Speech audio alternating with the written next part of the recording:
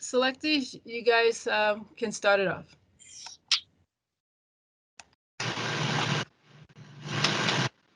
I'll go ahead and go first since I got called out already. Chief Select Mike Ainsley, IS type. I'm out of North St. Louis, currently on orders at US Transcom, being funded by NGA. That's how Mr. Master Chief Bosick knows me. I've been in for 11 years, 2 mobilizations, career counselor for my reserve unit. Got married with a wife. Married with 2 kids. I got a 13-year-old son and a 9-year-old daughter. That's pretty much me, though.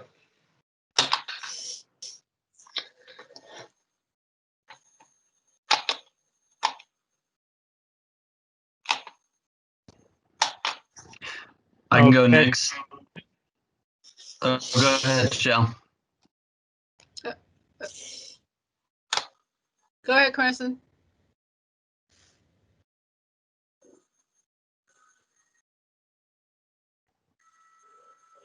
I can go next. My name's YNC Select Cranston. First name Josh.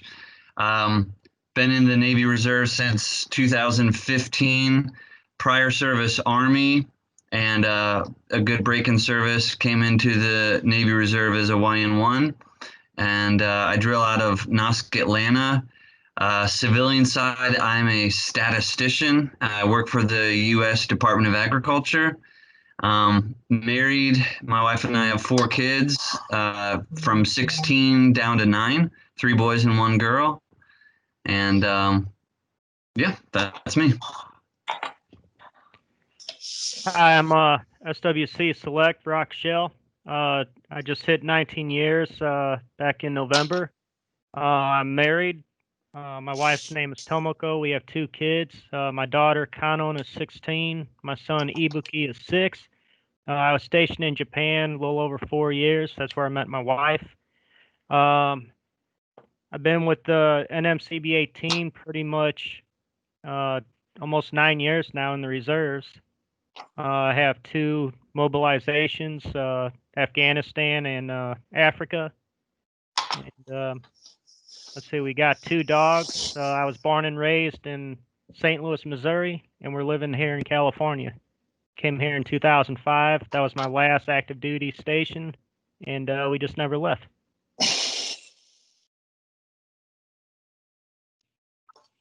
Guess I'll go next. Sorry about the time. We're actually driving down to our NOSC Bessemer for drill weekend. I got 12 years active duty, 4 in the reserves, 5 total deployments, 2 in the 2 modes. Most active duty was in Camp Lejeune, North Carolina. I'm currently a full-time student in nursing school at University of Alabama, and work part-time. Got a fiance, a pregnant fiance, and really about it. And got 2 dogs.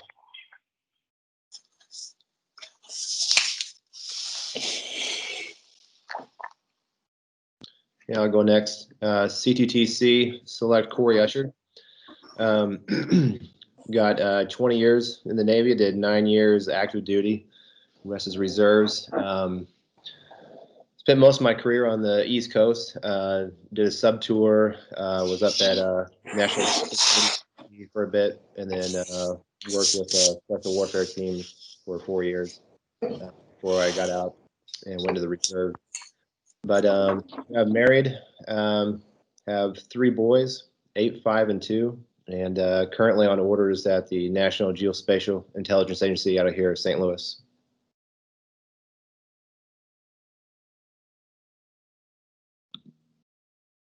I'll go next. I'm HMC Select Francois, and I have been in the Navy for 14 years. I'm FTS, so full-time support. Right now, I'm stationed in NOSC Bessemer with HMC Select Cobalt. I'm originally from Haiti, but I call Florida home. And I've been to this is my 4th NOSC. I'm about to go to another NOSC, so it's gonna be 5 NOSC in a row. And I'm married, and I have 4 kids.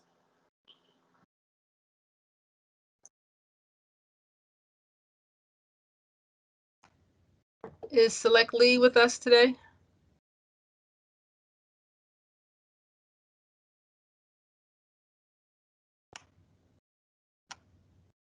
Select Lee? He was on earlier. I'm not Yes. sure. Okay. I'm at him right now. He has issues getting in between the rooms. Right. Make sure you know that he did get his regular account working, so he was on his regular account earlier today. Okay. When he hops in, we'll have him introduce himself. Genuine, you can go ahead and introduce yourselves as well.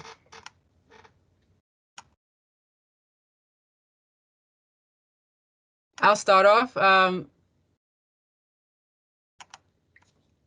Chief Tucker, JMMDL.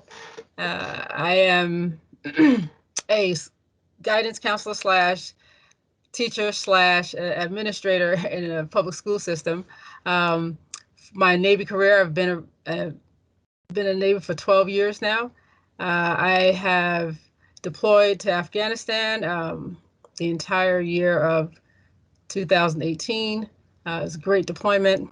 Actually began my deployment serving with Senior Mathis, who's on the call right now. And, you know, being in the Navy has been a great responsibility for me and for my family. I was an older person going into the Navy, and have enjoyed my time working with sailors.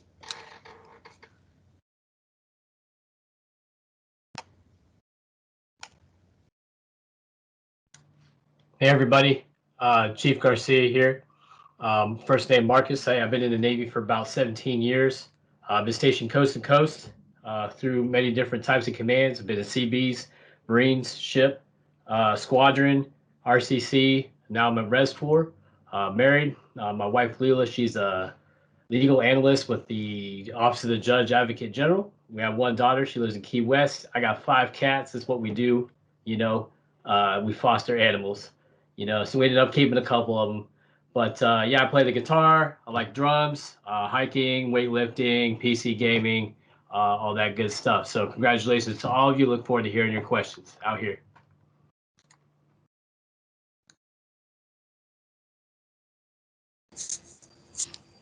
Hello, everyone. I am YNC Marissa Mason.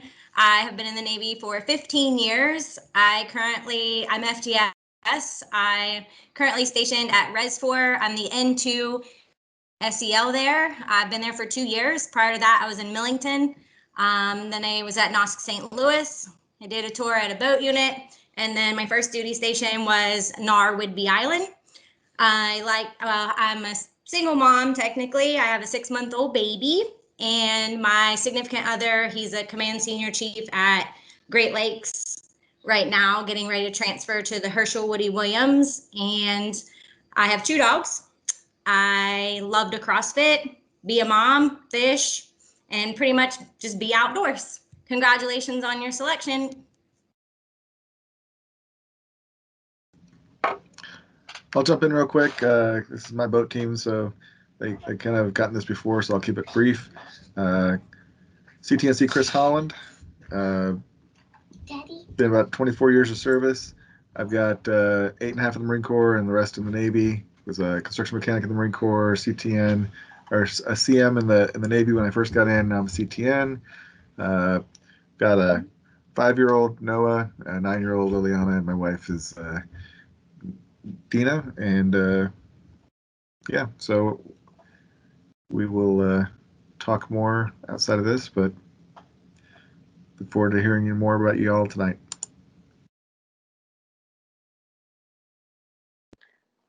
Hi, everybody. My name is Chief Lizette Walker. I am a chief legalman.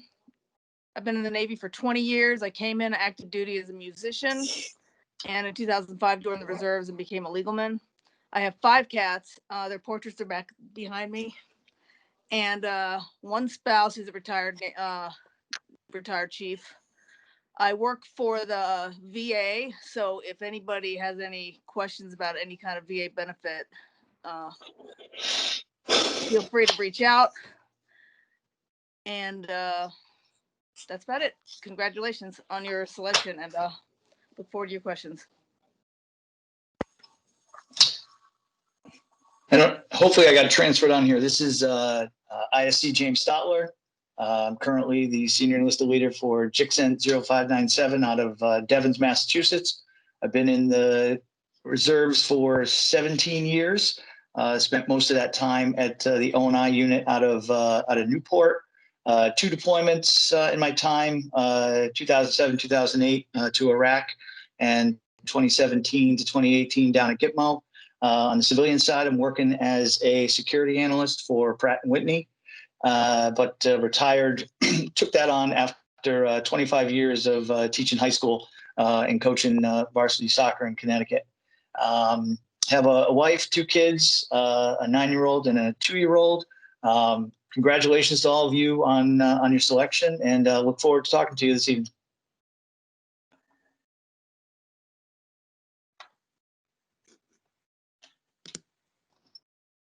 All right, I'll jump in here. I'm Senior Chief Matthias. Like Chief Tucker said, we were mobilized together for a short time.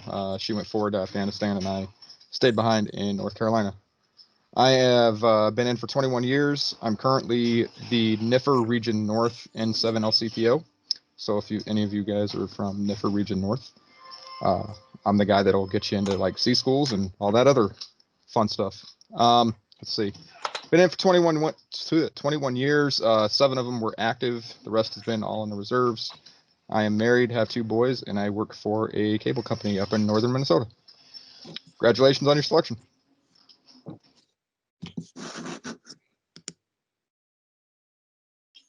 Okay, I'll go. I'm Chief Harmon from St. Louis, Missouri. I'm with the MSEP unit here. I've been in for 20 years.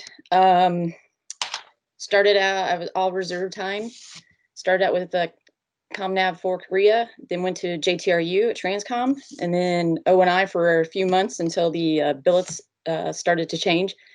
Now I'm with MSEP. Let's see, I'm a senior systems programmer at Edward Jones. It's a financial firm here in St. Louis.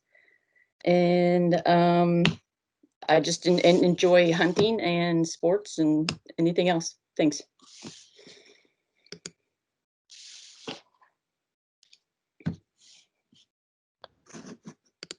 You want to go ahead, Leanne? Sure, no problem. Master Chief Lee Smart, and I come from Gulfport, Mississippi. I'm currently the Naval Information Force Reserve Region DC cell. And I've been in the job for just over 3 years now. Very exciting tour, I must say. It's been kind of a capstone for me. I've got 30 years of service, and I'll be continuing in the VTU as I transition out of my current position. And so married to a retired gunny. So that keeps our conversations in the house very lively, to say the least.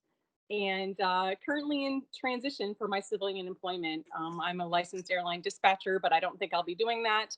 I am looking for a job locally here in Mississippi. So working on my resume and kind of getting some feelers out there with some of the people that work locally. So that's about it for me. I'm excited. Congratulations and Happy New Year. And I look forward to hearing from all of you as well and listening to your questions. Evening all. Keith Houston, IS type. I am coming up on 30 years, just like Lee said.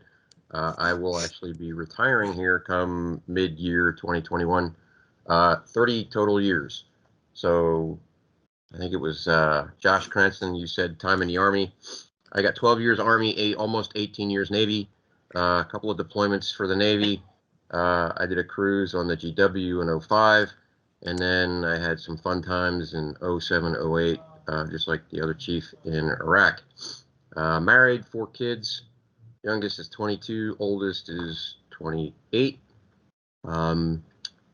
Congratulations on your selection.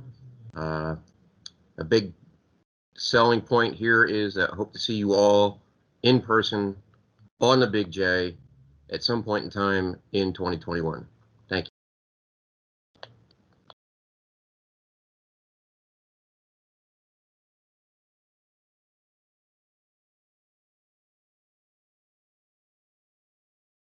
Are there any other genuine chiefs that have not introduced themselves? Okay. All right, Yeah, select. I'm sorry, I was on mute. Oh, go ahead. seems to be the saying of the season, right? You're on mute. Understood. Good evening, team. I'm Senior Chief Rob Ziegler. I've been in the Navy now for 35 years. I didn't get the memo where you're supposed to be active first and then reserves. I was a reservist, a CELRES first for my first 10 years, and I'm at 25 now as a TAR FTS. I joined as an AW out of Moffett Field as a air crewman in the P-3 Orions. My first midlife crisis when I was 40 was to become a rescue swimmer, so I transitioned to helicopters. Was able to get into Gulfstream jets, flew around in those for quite a while. My second midlife crisis when I was 50 was to become a drill instructor, so I became an RDC. Went on to fly one more time up at VR-61 in Whidbey Island. I'm the Command Senior Chief at Nautics St. Louis. For the PT, I'm the PT co-lead here for the Big J. It's an honor to be here, and congratulations, everybody. You can, of course, give me a phone call in regards to any questions you have on the PT side of the house. We are. And I think we have completed our round robin. So now, selectees, it is up to you. Take the floor, answer your questions. Go ahead and ask your questions.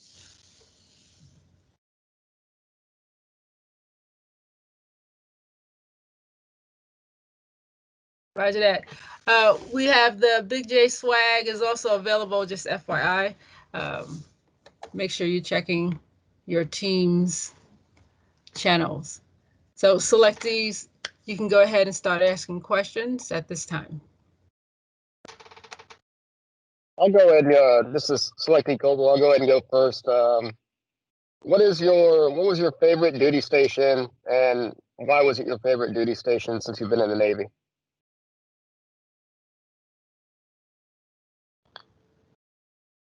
Who is that directed to, or is it directed to all of us? I guess I don't know. Are we supposed to direct it toward a specific person? If not, anybody in general. And selectors, can you guys put your cameras back on so we can all see you? So I'll jump in. Favorite duty station? Can't really say that there has been one. I had a really eye-opening time while on the GW, the USS George Washington, while floating around out in 2005 in the Southern Caribbean and Western Atlantic, coming out of 12 years in the Army and then a 7-year break in service, and coming into the Navy as a second class and having a good long time underway on the GW before it pulled into the yards in Norfolk. That was an eye-opener. At the time, I hated it. Looking back on it now, it was a godsend for me as a CELRES coming in, learning all about what it meant to actually be a sailor on a ship underway.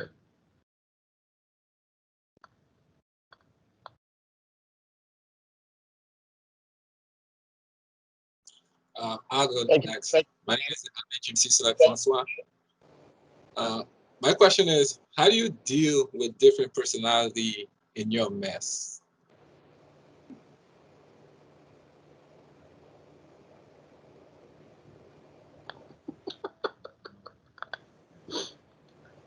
It's a good question.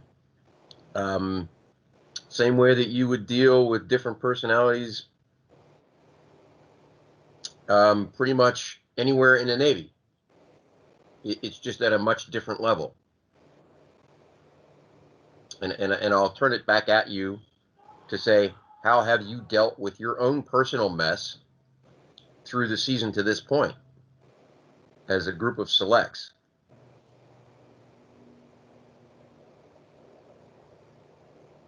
Yeah. So one thing I've learned is we got to call each other out. We can't just let one person get by slacking or falling back on someone else. We try to keep each other accountable, but we came to realize it was kind of like almost in the middle of the season that we weren't really doing a good job at it. but we came to realize that we really need to step up our game.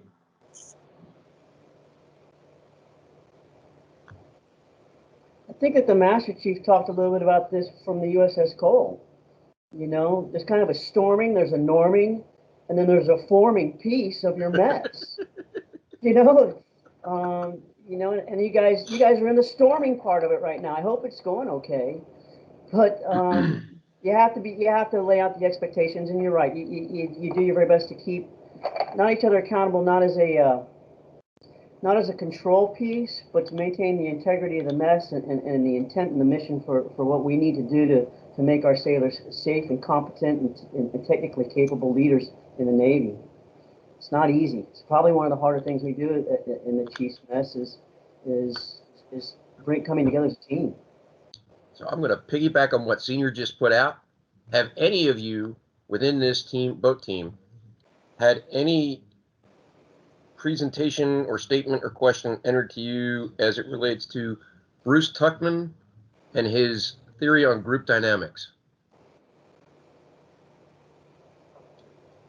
Anybody? All right, so I don't want to go down a rabbit hole, but I would ask you, and it's kind of one of those integrity things, when you have 10 to 15 minutes of time, go out and look at Chief Google and look up Bruce Tuckman and his theory on group dynamics, because it gives you the foundation that Senior was talking about, from forming to storming to norming and then performing, within a group, and it's extremely applicable within a Chief's mess.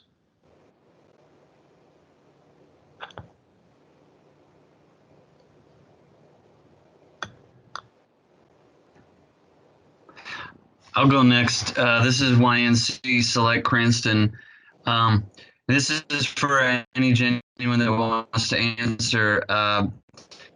Would you be willing to share a story of a time when you maybe were a newer chief, and it doesn't necessarily have to be a mistake, but something that you can look back on now with more experience and you say, man, I wish I had done it differently, and what it was and what difference you would have, what change you would have made?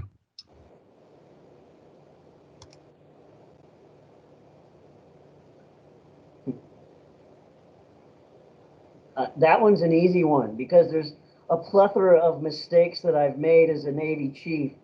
I think that in the early stages of it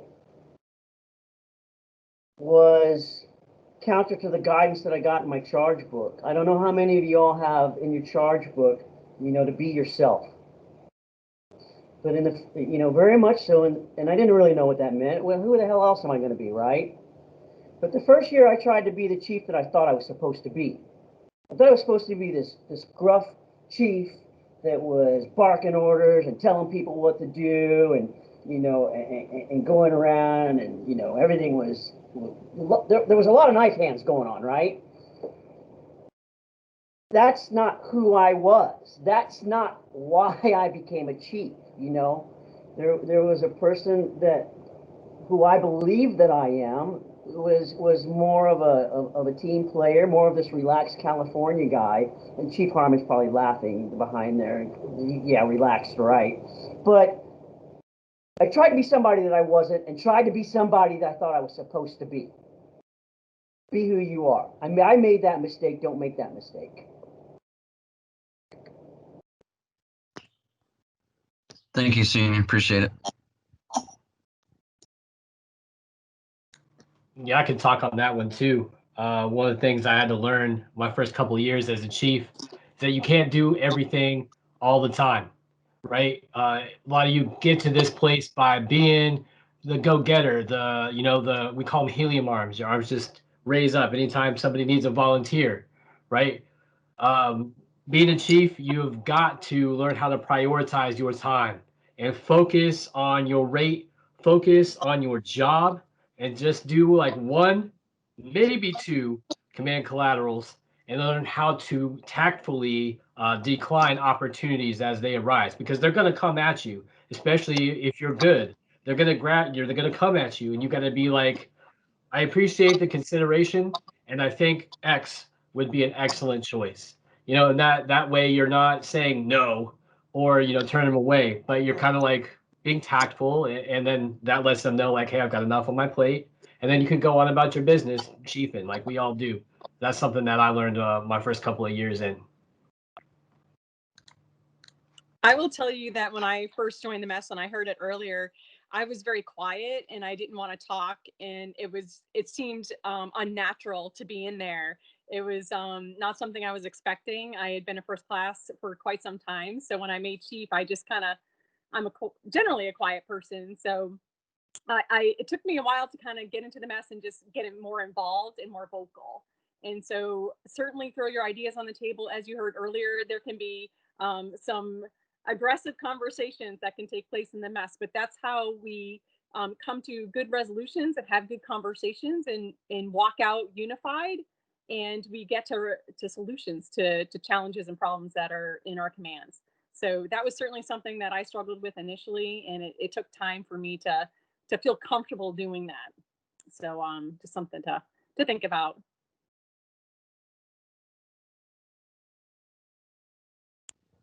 Thank you, Master Chief. Thank you.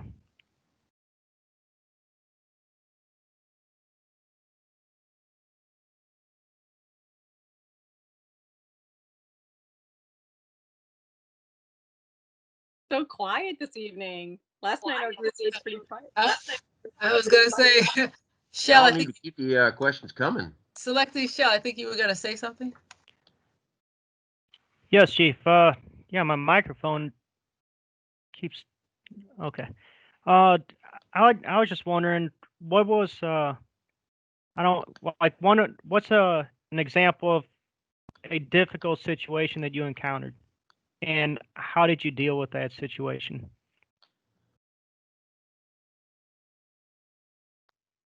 So I'll jump in real quick. Difficult situation, and this is very relevant to all of you selectees. Literally the day of pinning. After pinning, we walked out, or I walked out, and I was relatively hungry, and there was a Subway that was directly across the street from where our pinning was held. I was going over there to get something, and I had a sailor come up behind me and go, "Hey, Chief." And I had to pause and realize that he was talking to me, and I turned around, and again, I'm looking at him. I'm like, "What can I do for you, shipmate?" And that led into about a 10 to 15-minute conversation of some issues that he was having on a personal level, and trying to formulate basically a plan of action, if you will, on how to deal with what he had going on. And keep in mind that this is on a Saturday afternoon. It's probably about 1600. Not a whole lot going on base because it is a Saturday. And for me, for my season, we had gone 36 hours final night, so I was pretty tired. First thing I did was, like, bring him back over to where our pinning was, and I brought him inside and had him sit down and relax, and made multiple phone calls. And at the end of the day, after about an hour, got him some assistance with what was going on. So, keep that in mind, that as soon as you throw on those anchors, it doesn't matter where you are, it doesn't matter what time of day or what's going on, you will have someone come to you and ask you a question or present to you a potential life-altering problem that you're going to need to think about and solve.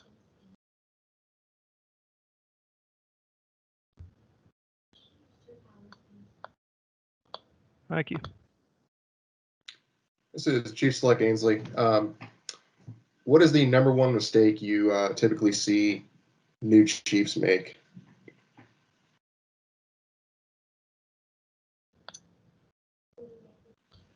That's for anyone.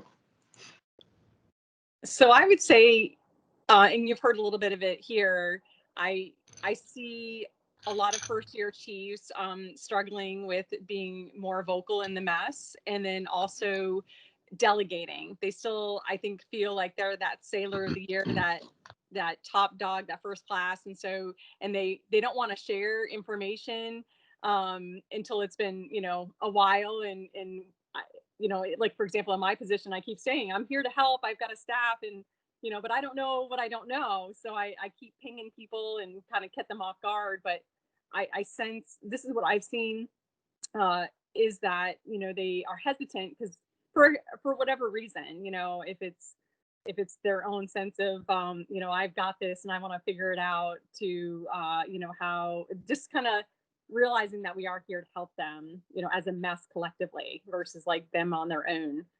Generally, they have fellow chiefs in their own units and messes, but that's something I've seen kind of through the years. So as I just want to share, as one of the newer chiefs in this Zoom right now, I definitely can speak to that, in that you don't know what you really don't know, and then you have to not keep things so close to your chest. You don't want to be the most senior person with all the information, right? You don't want to be that person. So you want to be able to share, you want to be able to delegate, you want to be able to count on the mess, and you want to be able to count on the leadership in your unit as well as the leadership in your mess at your NOSC. Thank you. I have a question for selectees, those who are reservists. How have you been able to balance out what you're doing? Because the job doesn't get less, and it gets more. So how do you balance out your life as a reservist as well and your military life? What are you doing right now to set up those kind of strategies to be successful? I kind of wanted to chime in because I know I talked to a couple of the other guys here, especially with the season. This makes it really hard. I'm stationed with the Marine Corps naturally, and I can usually work out pretty well. But right now, being a full-time nursing student, working, pregnant fiance, mostly I've actually been leaning a lot on the other selects in my class, such as Kinson, it's on here, and Kanzler, who's actually driving the truck right now, heading down to the NOSC. To be completely honest with you, I'm still trying to figure it out, but right now it's the other selectees that actually have been helping me a lot.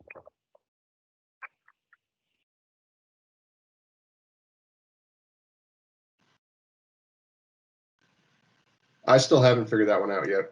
I'm a workaholic as it is, and this just added to it. And I mean, I took leave during our breaks and stuff like that, so I could spend some more time with the family, which was really, really nice. But honestly, I mean, when the season's going, I'm sitting in this room pretty much. I do a lot of teleworking, so I'm in this office pretty much day and night, and I haven't figured it out how to do it.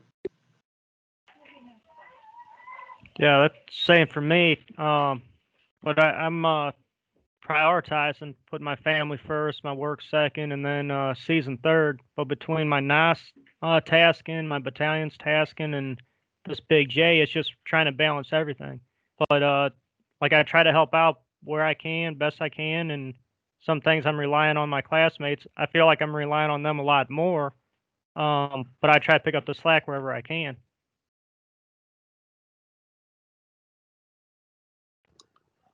Yeah, kind of just the same story for me as well. I during COVID, it's almost a year now, we've been working from home for my civilian job. I am fortunate I've got a good government job, so I've got military leave, which I've taken a bunch of. Normally it's just used for AT or extra like drill weekend kind of stuff, but I've used a bunch of leave in order to be able to, because I am able to, but it's that was probably one of the biggest challenges, or things that I realized about myself, was how poor a job I actually was doing at setting good boundaries. And I've been, I think, learning to do a better job, try to make it a point to at least have dinner with my wife and kids, that kind of thing, and spend as much time as I can with them during the season. But yeah, that's been probably one of the hardest things for me to learn, and I'm still learning how to set good boundaries and make sure my my family knows that they are a priority, and my job as well. So if I could jump in here real quick to what yeah, I was Cranston that was just talking softball about. for you, Keith. Yeah. So let me ask all of you selectees through the season, how many different taskers, items, dues, requests have you incorporated your family in assisting you in completing them? And I see Cranston shaking his head yes, and all of the rest of you are just kind of staring at the camera, so I don't know if you're picking up on what I'm saying. You need to try to incorporate your family, whether it's your pet, your wife, your husband, or your kids or whatever, into as much that you can through this whole process, even once you are pinned. Should you make it that far, it's imperative for them to have buy-in. It makes your life and the rest of everyone else around you on a personal level that much more involved. And I'll tag on to what Keith just said. During my season, my daughter was 4, and when I was driving her to and from activity like swim school, preschool, things like that, the time that I had with her, because I worked a lot of overnight shifts at the time, we sang. I did my memorization pieces in the car with her, and when she sang, Anchors Away, Anchors Away, just all the songs, like all the things she got into, and like in subsequent years, she just like that's the first thing when she comes up and I start getting Chief season. She starts singing the songs. She said like Navy Chief, Navy Pride. She's all just super energetic about it. And so although it takes away time from family when I'm sitting on doing something with the mess for a training or planning for a drill weekend or whatever it is, she gets excited about it. So even 5 years later down the road now, it's an exciting time for her, even though she knows it's a busy time. So those things that you do now will have benefits years to come. And it's only a thing that it only brings you closer. But like you said, if they don't have buy-in, it's going to be a hard sell. As your schedule gets busier and your career gets longer. Yeah. So I'm going to piggyback on what Chris was saying. I got a really good sea story during my season. We would show up Friday afternoon at 1500. We'd have formal training, and we'd have PT, and then we'd have some mess and deck plate training, and we'd be on base from 1500 on Friday through usually 1800 on Sunday. At about 0:30, so 12:30 a.m., I realized I didn't have running shoes for PT that was going to be at 0600 on Saturday. And I lived approximately 45 minutes to an hour from the base. And I'm thinking, all right, so I'm going to drive home. And I'm like, nope, wait a minute. ORM comes into play. So I picked up the phone, called my wife, and said, hey, I'm sorry for waking you up, but I need you to bring my running shoes. She's like, all right, I'll be there in about an hour. That happened. She was there 1 o'clock in the morning, dropping off my running shoes. And that just kind of like snowballed from there. We would present meals to the genuines in the mess Friday for dinner, Saturday, Sunday, lunchtime. And we were blowing through quite a bit of money. My wife literally kind of grabbed me by the shirt collar and said, stop being stupid.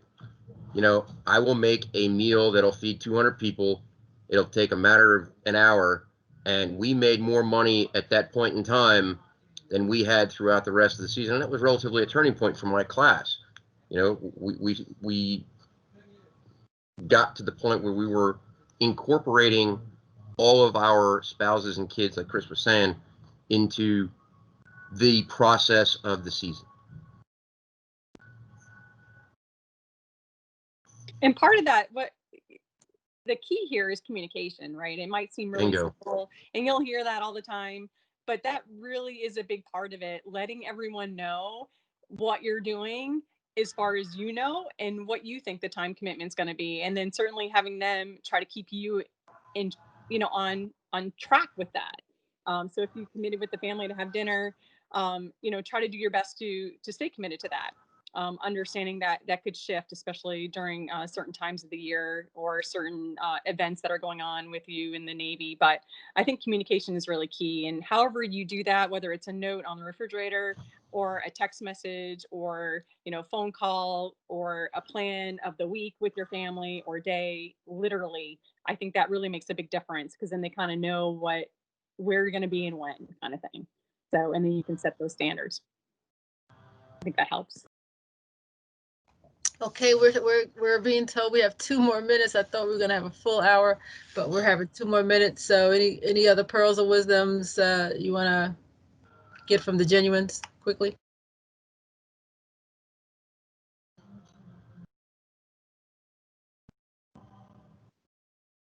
I'll just comment real quick.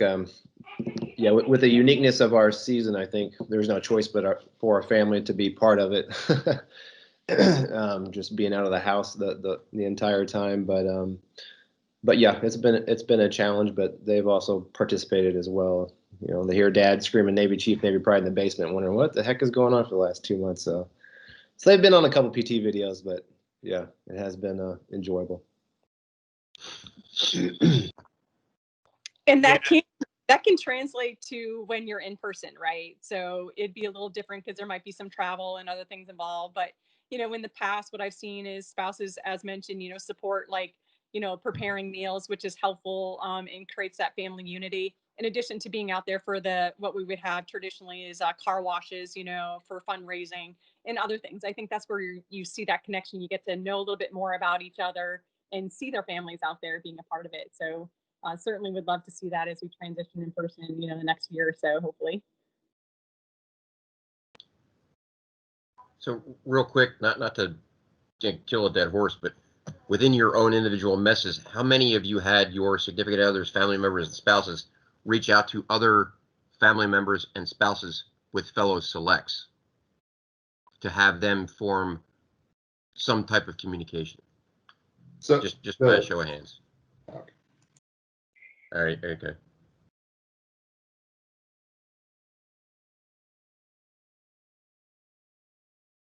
How we doing on time, Joe?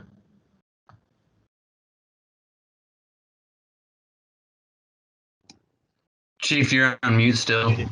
You're on mute.